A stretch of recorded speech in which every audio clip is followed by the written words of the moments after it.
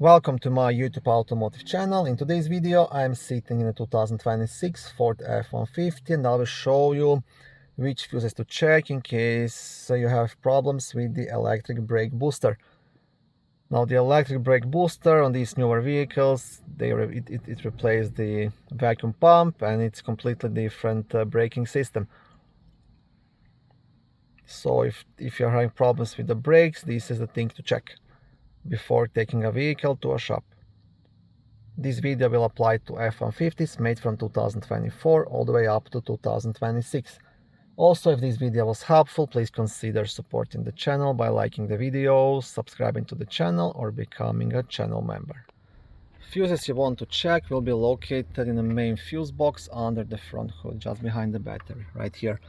To remove this cover, there's like a black tab. You want to press it and lift up, and then gently maneuver this cover out of here. There isn't a lot of space to work and there's lots of things on the way, so be careful not to break something.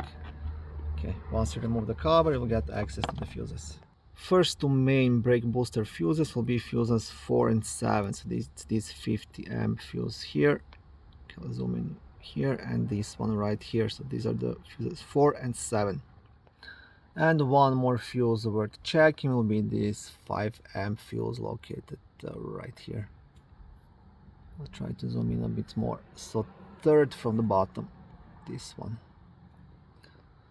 And if all of these fuses are good, next step is definitely to scan the module, scan the vehicle, and possibly take a vehicle to a shop for the proper inspection and diagnostics. Thank you for watching this video. I hope it was helpful and educational.